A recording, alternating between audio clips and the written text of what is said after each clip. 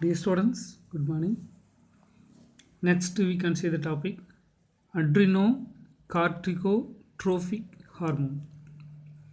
Adrenocorticotropic hormone, ACTH. It is a peptide hormone that stimulates the adrenal cortex. Adrenal gland அப்படின்னு ஒரு gland இருக்குது, அது கிட்னிக்கு மேலே இருக்குது. அந்த அட்ரினல் கிளாண்டோட கார்டெக்ஸ் பகுதியை போய் இது தூண்டிவிடும் to secrete the glucocorticoids and mineralocorticoids. Glucocorticoids அப்படிங்கிற ஹார்மோனையும் மினரலோகார்டிகாய்ட்ஸ் அப்படிங்கிற ஹார்மோனையும் இந்த அட்ரினல் கார்டெக்ஸ் தூண்டி விடுவதை இந்த ஹார்மோன் தூண்டுகிறது. சரியா, செக்ரேட் பண்ணுறது இது தூண்டிவிடும். It stimulates the melanin synthesis in melanocytes. ஸ்கின்ல மெலனின் பிக்மெண்ட் ப்ரொடியூஸ் ஆகிறதுக்கு இது மெலனின் சிந்தசிஸ் இன்க்ரீஸ் பண்ணுது. Induce the release of fatty acids from adipose tissues and stimulates the insulin secretion. adipose tissueலேருந்து கொழுப்பு ஃபேட்டி ஆசிட் வெளியில் வந்து இன்சுலின் செக்ரேட் பண்ணுறதை increase பண்ணுது. ACTH secretion regulated by negative feedback mechanism. இதுவும் நெகட்டிவ் ஃபீட்பேக் மெக்கானிசம் அப்படிங்கிற mechanism மூலியமாக control செய்யப்படுகிறது, கட்டுப்படுத்தப்படுகிறது. Next follicle stimulation hormone. Follicle stimulation hormone is a glycoprotein hormone which regulates the functions of gonads, male testis, female ovaries. இதனோட ஃபங்க்ஷனை ஒழுங்குபடுத்தும். In males, follicle stimulation hormone with the androgens act as a germinal epithelium of seminiferous tubes and stimulates the production of release of sperms, that is spermatogenesis. Spermatogenesis start பண்ணி வச்சு அதை increase பண்ண வைக்கிறது இந்த follicle stimulation hormone. இதுவே ஃபீமேல்ஸில் ovaries begins about the development of maturation of graphene follicles. graphene follicles mature ஆகிறதுக்கு இந்த follicle stimulation hormone வேலை செய்யுது. அடுத்த ஹார்மோன் லூட்டினைசிங் ஹார்மோன். இது வந்து எக்கு ரிலீஸ் பண்ணுறதுக்கு ஹெல்ப் பண்ணும் மெயினாக. சரியா, it is a glycoprotein hormone which also known as interstitial cell stimulating hormone. இதுக்கு இன்னொரு பேர் இன்ட்ரஸ்டியல் செல் ஸ்டிமுலேட்டிங் ஹார்மோன் அப்படின்னு சொல்லி பேர். இது மேல் என்ன பண்ணுதுன்னா, it act as interstitial cells of testis produced male sex hormone testosterone. மேலில் டெஸ்டோஸ்டிரோன் அப்படிங்கிற மேல் செக்ஸ் ஹார்மோனை செக்ரேட் பண்ணுது. ஃபீமேலில் லூட்டினைசிங் ஹார்மோனோட சேர்ந்து ஃபாலிக்கல் ஸ்டிமுலேஷன் ஹார்மோன் ரெண்டும் ஒன்றா சேர்ந்து ஓவரின் ஃபாலிக்கல் மெச்சூர் பண்ண வேண்டியது. இதுக்கப்புறம் luteinizing hormone independently induce ovulation. Luteinizing hormone மட்டும் ஓவுலேஷனை இன்க்ரீஸ் பண்ணும், தூண்டி விடும், கருமுட்டை உற்பத்தி ஆகும். It maintains a corpus luteum and promotes the synthesis of release of ovarian hormones likes. ஓவரிலேருந்து வெளியில் வரக்கூடிய ஹார்மோன்ஸ் இன்க்ரீஸ் பண்ணும். Follicle stimulation hormone, luteinizing hormone collectively referred gonadotropins. இந்த ரெண்டு ஹார்மோனுக்கும் ஒன்றா சேர்ந்து பேர் கொனட்டோட்ரோஃபின் அப்படின்னு சொல்லி பேர். ஏன்னா கொனாட்ஸ் எல்லாத்தையும் மெச்சூர் பண்ண வைக்கிறதுனால இதுக்கு பேர் கொனட்டோட்ரோஃபிக் ஹார்மோன் அப்படின்னு சொல்லி பேர். Follicle stimulation hormone, luteinizing hormone is not produced during childhood. இது குழந்தையாக இருக்கும்போது யாருக்குமே செக்ரேட் ஆகாது. 13 வயசு வந்த பின்னாடி தான் இது செக்ரேட் ஆகும். பியூபர்ட்டி அட்டன் பண்ணும்போது தான் இது செக்ரேட் ஆகும். The secretion of follicle stimulation hormone and luteinizing hormone start during the prepubertal period.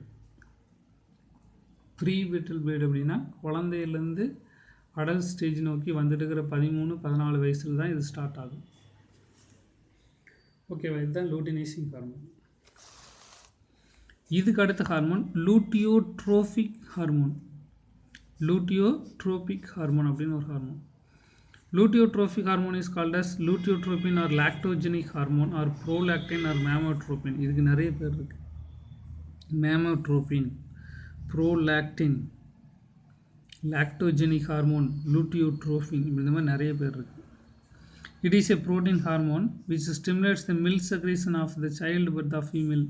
ஃபீமேலில் குழந்தை பிறந்த உடனே பால் உற்பத்தியை இது தூண்டிவிடும். High prolactin secretion during lactation suppress LH secretion and ovulation sense increase the corpus luteum and named as luteotropic hormone.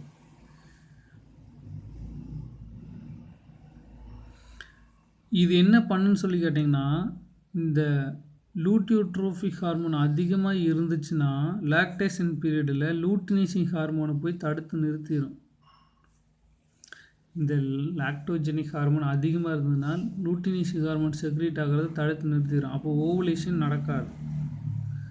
சரி, அதனால் இது நேரடியாக போய் கர்ப்பஸ் லூட்டி இதில் போய் தாக்கத்தை ஏற்படுத்தும். அதனால தான் இதுக்கு பேர் லூட்டியோட்ரோபிக் ஹார்மோன் அப்படின்னு சொல்லி பேர். இது எதனால் லூட்டியோட்ரோபிக் ஹார்மோன் பேர் வச்சாங்கன்னா, இந்த ப்ரோலாக்டின் ஹார்மோன் அதிகமாக இருந்துச்சுன்னா லூட்டினிக் ஹார்மோன் குறைஞ்சிரும். இது குறைஞ்சதுன்னா கருமுட்டை உற்பத்தி ஆகாது. அப்போ ப்ரெக்னன்சி ஆக மாட்டாங்க. அதனால் இதுக்கு பேர் லூட்டியோட்ரோபிக் ஹார்மோன் அப்படின்னு சொல்லி பேர். ஓகே, நெக்ஸ்ட்டு இதுவரை நம்ம அடினோ ஹைப்போபைசிஸ் வரையும் பார்த்தோம். இப்போ நியூரோ ஹைப்போபைசிஸ் அப்படிங்கிறத பார்க்குறோம். இது சரியா, இது பிட்யூட்டரியோட பின்பக்க கதுப்பு. சரியா, இதில் 2 ஹார்மோன்ஸ் இருக்குது. ஒன்று வாசோப்ரெசின், இன்னொன்று ஆக்சிடோசின். ஃபஸ்ட்டு வாசோப்ரெசின் பார்க்கலாம். Vasopressin is called as anti diuretic hormone. இதுக்கு இன்னொரு பேர் anti diuretic hormone. Anti diuretic is a peptide hormone. இது வந்து ஒரு peptide hormone which promotes the reabsorption of water and electrolytes from the distal tubes of nephron arteries by reducing water and through the urine. நம்ம ஏற்கனவே 10th படித்தது தான். இந்த vasopressin வந்து கிட்னியில் போய் வாட்டரை வந்து அப்சர்வ் பண்ணி உடம்புக்குள்ள செலுத்திடும். அதனால் யூரின் வெளியில் போகிறது குறைஞ்சிரும். சரிங்களா, எங்கேன்னா டிஸ்டல் டியூப்ஸில் வாட்டரையும் எலக்ட்ரோலைட்ஸையும் அப்சர்வ் பண்ணிக்கும். இதனால் வாட்டர் வெளியில் போகிறது குறைஞ்சிடும். இதனால் இதுக்கு பேர் ஆன்டி டயூரிட்டிக் ஹார்மோன் அப்படின்னு சொல்லி பேர். இதுக்கு பேர் anti diuretic hormone. It also cause construction of blood vessels and release large amount of and increase the blood pressure. கிட்னியில் ரத்த குழாய்கள் எல்லாத்தையும் சுருங்க வச்சு பிளட் ப்ரெஷரை இன்க்ரீஸ் பண்ண வச்சிடும். இந்த ஏடிஹெச் ஹார்மோன் குறைஞ்சி போச்சுன்னா டயபிட்டிஸ் இன்சிபிடஸ் அப்படிங்கிற ஒரு நோய் வரும். இது வந்து இந்த நோய் வந்துருச்சுன்னா அதிகமாக யூரின் வெளியே போயிட்டே இருக்கும். லார்ஜ் குவான்டிட்டிஸ் ஆஃப் யூரின், அதிகப்படி யூரின் வெளியில் போயிட்டே இருக்கும். எல்லாமே நம்ம 10th படித்தது தான். அடுத்தது ஆக்சிடோசின். ஆக்சிடோசின் அப்படின்னா குழந்தை வேகமாக பிறக்கிறதுக்கு பேர் ஆக்சிடோசின். குழந்தை பிறக்கிறதுக்கு இது ஹெல்ப் பண்ணும். அதனால் இதுக்கு பேர் ஆக்சிடோசின் அப்படின்னு சொல்லி பேர். It is a peptide hormone which stimulates the vigorous contraction of smooth muscles of uterus. கர்ப்பப்பையில் இருக்கக்கூடிய ஸ்மூத் மசில்ஸ் எல்லாத்தையும் இது சுருங்க வச்சிடும். டியூரிங் பர்த், குழந்தை பிறக்கும்போது ejection of milk from and mammary glands, குழந்தையும் வெளியே தள்ளிவிடும். ப்ளஸ் குழந்தை பிறந்த உடனே பாலை உற்பத்தி பண்ணி பாலையும் வெளியே தள்ளிவிடும். இந்த 2 வேலையும் ஆக்சிடோசின் செய்யும்.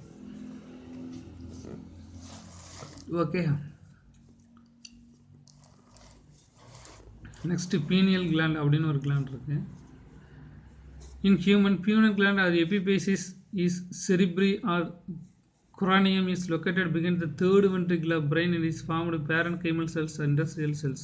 மூளையோட வென்ட்ரிக்கிள்ஸ் 4 வென்ட்ரிக்கிள்ஸ் இருக்குது. அந்த 3வது வென்ட்ரிக்கிள் பக்கத்தால் பீனியல் கிளாண்ட் இருக்குது. இந்த பீனியல் கிளாண்ட் பேரன்கைமல் செல்ஸ்னாலேயும் இண்டஸ்ட்ரியல் செல்ஸ்னாலேயும் ஆனது. It secretes a hormone melatonin. இந்த மெலடோனின் ஹார்மோன் தான் நம்ம தூங்குறதுக்கு ஹெல்ப் பண்ணும். நமக்கு தூக்கம் வர்றதுக்கு காரணமே இந்த ஹார்மோன் தான். இந்த ஹார்மோன் இல்லைன்னா நமக்கு தூக்கம் வராது. சரியா, which plays the control of regulation of circadian rhythm of our body, maintains the normal sleep wave cycle. இது வந்து ஒரு கடிகார செயல்முறை மாதிரி செயல்பட்டுக்கிட்டு இருக்கும். சாயந்தரம் 8 மணி ஆச்சுன்னா இந்த ஹார்மோன் செக்ரீட் ஆக ஆரம்பிச்சிடும். காலையில் 5-6 மணிக்கெல்லாம் இது கரைய ஆரம்பிச்சிடும். இந்த மாதிரி இது சர்க்காடியன் ரிதமாக செயல்பட்டு இருக்குது. இதனுடைய நார்மல் ஸ்லீப், நம்ம தூக்கம் விழிப்பு முயற்சி ஒழுங்குபடுது. It also regulates the time of sexual maturation of gonads. Sexual maturation இது ஹெல்ப் பண்ணும். In addition, melatonin influences the metabolism of pigmentation, menstrual cycle and defense mechanism of our body. இது போக நம்முடைய metabolism, carbohydrate metabolism, protein metabolism, fat metabolism, இதில் எல்லாத்துலையும் இது பங்கெடுத்துக்குது. Pigmentation, நம்ம ஸ்கின் கலர், நம்ம ஸ்கின்னில் பிக்மெண்ட், மெலனின் பிக்மெண்ட் இருக்குல்லையே, அந்த மெலனின் பிக்மெண்ட் க்ரியேட் ஆகிறத இதில் ஹெல்ப் பண்ணும். மென்சுரல் சைக்கிளை ஒழுங்குபடுத்தும். 28 நாளைக்கு ஒரு முறை நடைபெறக்கூடிய மென்சுரல் சைக்கிளை இதை ஒழுங்குபடுத்தி வச்சுருக்கோம். And defence mechanism of our body, நம்முடைய பாடியில் நோய் எதிர்ப்பு சக்தியை அதிகப்படுத்தி அதையும் சரியான அளவில் வச்சுருக்கும். நோய் வராமல் பாதுகாத்து கொடுக்கும். நோய் வந்துச்சுனாலும் இது அதிகப்படியாக உற்பத்தி ஆகி இம்யூன் சிஸ்டத்தை தூண்டி விட்டு அந்த நோயை அழித்து கொடுக்கும். இந்த மாதிரி எல்லா வேலையும் இந்த ஹார்மோன் செய்யும். Okay students.